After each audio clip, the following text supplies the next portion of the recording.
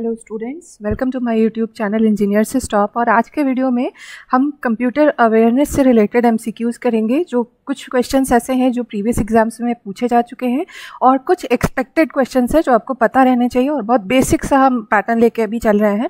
अगर आप कहेंगे तो हम लोग थोड़ा सा और डिटेल में जाके भी डिस्कशन करेंगे, ठीक है। तो लास्ट वीडियो में मैंने ये कुछ क्वेश्चंस डिस्कस कर लिए थे, तो आज हमें स्टार्ट करना है। Second, give me a second, हम लोग आगे बढ़ते हैं। yes, this is the last question that I have discussed in the previous lecture, fine। और आज हम लोग देखेंगे कि yes,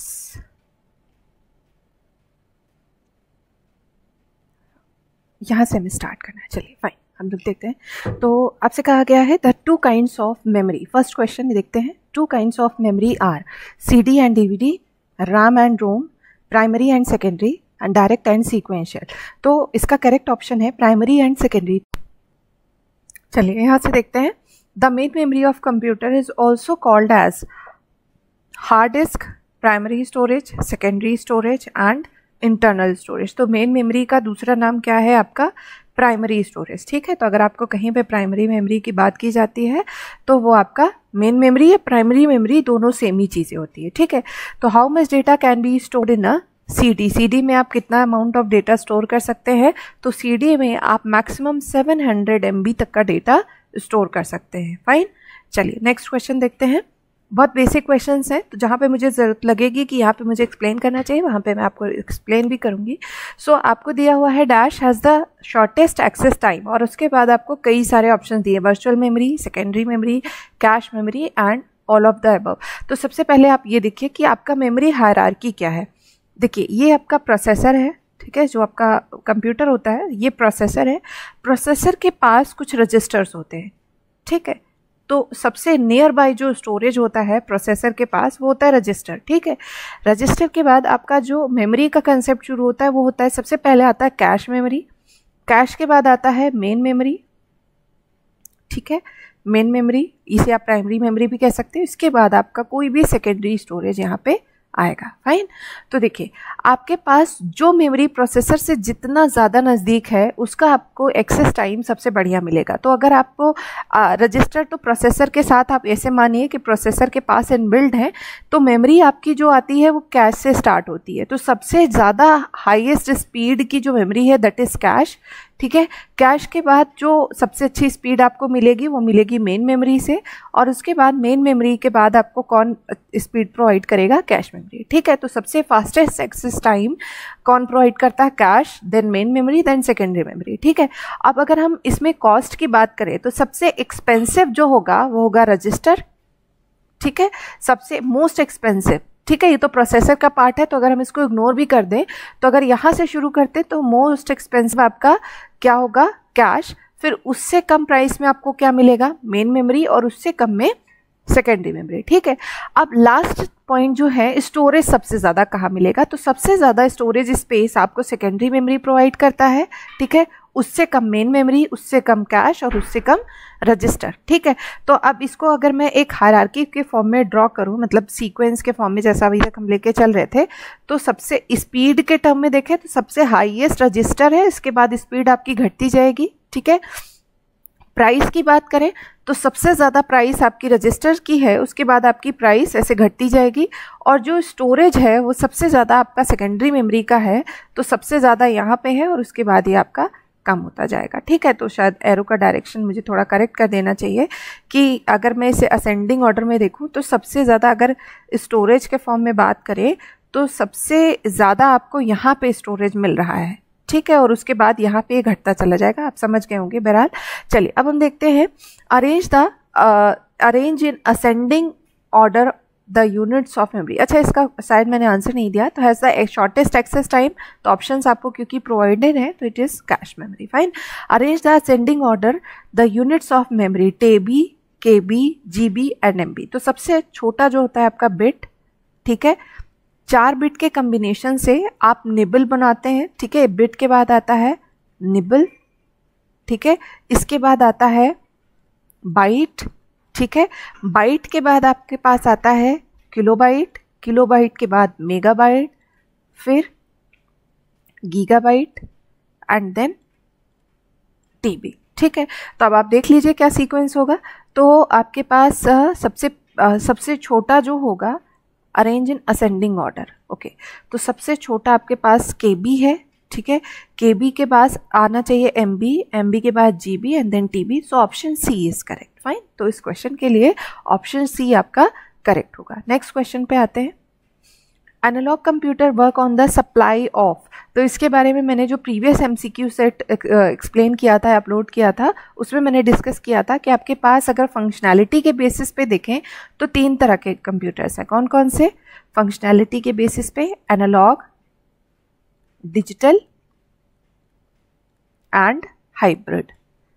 ठीक है, तो हमारे पास ये 3 तरह के कंप्यूटर्स होते हैं। एनालॉग की बात हो रही है तो ये कंटिन्यूअस सिग्नल्स पे काम करते हैं या फिर एनालॉग सिग्नल्स पे काम करते हैं, तो इसके लिए ऑप्शन D आपका करेक्ट होगा। ठीक है, कैश मेमोरी एक्ट्स बिटवीन, तो अभी प्रीवियसली ही मैंने एक्सप्लेन किया है कि कैश मेमोरी किसके किसके बीच में काम करती है, तो ऑब्वियसली CPU एंड RAM के बीच में। ये मेरा प्रोसेसर है, प्रोसेसर के पास खुद के रजिस्टर्स हैं। ठीक है, इसने अपनी हेल्प के लिए रखा है कुछ टेम्परेरी डेटा स्टोर करने के लिए। इसके बाद आपका कौन आता है? कैश आता है। कैश के बाद आता है मेन मेमोरी। मेन मेमोरी के बाद आपका सेकेंडरी मेमोरी। ठीक है, तो आप देख लीजिए कि कैश मेमोरी किसके किसके बीच में आ रहा है। Cache lies between processor and main memory, तो option C is correct. Fine, चलिए 8 बिट्स मेकअप, 8 बिट को मिला के क्या बनता है? बाइट बनता है। ठीक है, 8 बिट्स को कलेक्टिवली हम क्या कहते हैं? बाइट। और 4 बिट्स को क्या कहते हैं?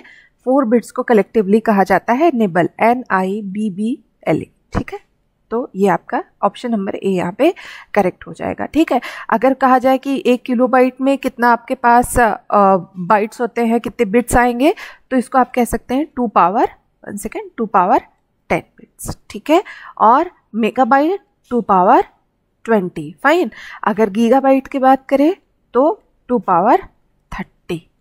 ठीक है, इसे आप सीक्वेंस में से याद रख सकते हैं। ठीक है, तो सबसे छोटा आपका किलोबाइट 2 की power 10, megabyte 2 power 20, gigabyte 2 power 30। ठीक है, चलिए नेक्स्ट क्वेश्चन पे आते हैं। Computer network it is collection of hardware components and computers interconnected by communication channels, sharing of resources and information, all of the above। तो आपसे पूछा जा रहा है कंप्यूटर नेटवर्क के बारे में, इसमें से कौन सी वाली बात सही है? तो पहली चीज तो it is combination of hardware components and computer, it is true. ठीक है, इंटरकनेक्टेड बाय कम्युनिकेशन चैनल, और अगर आपको कई सारे कंप्यूटर्स को आपस में कनेक्ट करना है तो आपको एक कम्युनिकेशन चैनल की जरूरत पड़ेगी, option B is also correct. And computer network हम फॉर्म क्यों करते हैं? तो रिसोर्सेज और इन्फॉर्मेशन को शेयर करने के लिए हम कंप्यूटर नेटवर्क को फॉर्म करते हैं। So all 3 options are correct. So आपका ऑप्शन D क्या होगा? करेक्ट हो जाएगा, और यही कंप्यूटर नेटवर्क की डेफिनेशन भी है। Computer network is collection of hardware components and computer that are interconnected by communication networks for the sharing of resources and information. This is the definition of computer network. Fine, चलिए how many layers does OSI reference model have? तो OSI model में 7 layers हैं। कौन कौन से हैं? तो सबसे पहले आपका आता है फिजिकल लेयर। ठीक है, फिजिकल के बाद आता है डेटा लिंक लेयर, देन आपका आता है नेटवर्क लेयर, नेटवर्क के बाद आता है ट्रांसपोर्ट लेयर। ओके, ट्रांसपोर्ट के बाद आपका आता है सेशन लेयर, फिर आता है आपका प्रेजेंटेशन लेयर, प्रेजेंटेशन के बाद आपका आता है एप्लीकेशन लेयर। ठीक है, तो ये आपके सारे लेयर्स हैं किसके? OSI रेफरेंस मॉडल के। ठीक है, तो आपके पास 7 लेयर्स हैं, सबके मैंने नाम भी बता दिए हैं। और आपका एक चीज़ और मैं ऐड करूँगी, कहाँ पे कौन सा एड्रेस काम करता है। तो जो आपका ये नेटवर्क लेयर है, आप IP एड्रेस आपने बहुत सुना होगा, तो IP एड्रेस आपका कौन से लेयर पे काम करता है? नेटवर्क लेयर पे। ठीक है, नेटवर्क लेयर की जो डिवाइसेज हैं, जो प्रोटोकॉल्स हैं, जो भी एक्टिविटीज़ होती हैं, उसमें IP एड्रेस का यूज़ किया जाएगा। ट्रांसपोर्ट लेयर पे आपका पोर्ट नंबर या पोर्ट एड्रेस को यूज़ किया जाता है। ठीक है, और जब हम डेटा लिंक लेयर की बात करते हैं तो यहाँ पे मैक एड्रेस को यूज़ किया जाता है, और मैक एड्रेस को आप फिजिकल एड्रेस भी कहते हैं। MAC address is also known as physical address, और IP एड्रेस को लॉजिकल एड्रेस भी कहा जाता है। ठीक है, तो ये बेसिक इन्फॉर्मेशन थी नेटवर्किंग से रिलेटेड। So option D is correct here. Okay, IPv4 address is, IPv4 address आपका कितने बिट का होता है? तो इट इज 32 बिट। ठीक है, 32 बिट एड्रेस। हाँ, तो आगे आते हैं हम लोग। Okay, what is the meaning of bandwidth in network? Bandwidth, जो आप कंप्यूटर नेटवर्क में आप बैंडविड्थ की बहुत बात करते हैं, उसका मतलब क्या होता है? तो ऑप्शंस क्या है? The transmission capacity of communication channel, connected computer in network, no. Class of IP used in network, no. None of the above, ये नहीं होगा। Option A is correct. Bandwidth का मतलब होता है कि आप कम्युनिकेशन, आपका पास जो कम्युनिकेशन चैनल है उसकी ट्रांसमिशन कैपेसिटी क्या है। ठीक है, so option A is correct. Okay, the router operates in which layer of OSI reference model? तो देखिए, जब आप कंप्यूटर नेटवर्किंग से रिलेटेड, जो बेसिक्स ऑफ नेटवर्किंग है, जब उसके रिलेटेड बात करने चलते हैं तो आपको कुछ चीज़ें पता होना चाहिए। जैसे आपको पता होना चाहिए कि OSI मॉडल क्या है, ठीक है, इसके क्या लेयर्स हैं, ठीक है, और OSI मॉडल से किस तरीके से आपने TCP/IP मॉडल को बनाया गया है। ठीक है, TCP/IP मॉडल को एक्चुअली इम्प्लीमेंट किया गया है, जबकि जो OSI मॉडल ही आपका थ्योरेटिकल मॉडल है। ठीक है, लेकिन ये बहुत इंपॉर्टेंट है, इससे बहुत सारे क्वेश्चन बनते हैं। इसके कई सारे लेयर को मिक्स एंड मर्ज करके हमने TCP/IP मॉडल बनाया है, जो आपका 4 लेयर का होता है। ठीक है, अब नेक्स्ट चीज़ ये है कि आपको ये पता होना चाहिए कि प्रोटोकॉल्स कौन कौन से हैं और कौन कौन से लेयर पे काम करते हैं, कौन कौन से नेटवर्किंग डिवाइसेस हैं, ठीक है, कौन कौन सी टोपोलॉजी है। ये कुछ बेसिक चीज़ें हैं जो आपको ज़रूर पता होनी चाहिए जब आप नेटवर्किंग से रिलेटेड क्वेश्चन से डील करने जा रहे हैं। ठीक है, तो बहरहाल डिवाइसेस से रिलेटेड ये क्वेश्चन है। तो जो आपका राउटर होता है वो आपके कौन से लेयर पे काम करता है? नेटवर्क लेयर पे काम करता है। तो लेयर 3 ऑफ OSI मॉडल। ठीक है, TCP/IP मॉडल की बात नहीं हो रही है। नेटवर्क लेयर किसके रेफरेंस में बात हो रही है? OSI रेफरेंस मॉडल के टर्म में बात हो रही है। तो ये लेयर 3 पे काम करता है आपका राउटर। ठीक है, और इसका काम होता है राउटिंग करना। Next, bridge. ये थोड़ा सा यहाँ पे स्पेस नहीं है, I am sorry for that. तो ब्रिज आपका कौन से लेयर पे काम करता है? Bridge work in which layer of the OSI model? तो आपका ये जो ब्रिज है ये डेटा लिंक लेयर पे काम करता है। ठीक है, तो इस क्वेश्चन सेट के थ्रू आपको कुछ कुछ पता चल जाएगा कि कौन से लेयर पे कौन से डिवाइसेस काम करते हैं। तो ये आपको इसका पता चल गया है। अब एक चीज़ और मैं ऐड कर दूं कि आपका जो फिजिकल लेयर होता है, फिजिकल लेयर की जो इंपॉर्टेंट डिवाइस है दैट इज़ रिपीटर।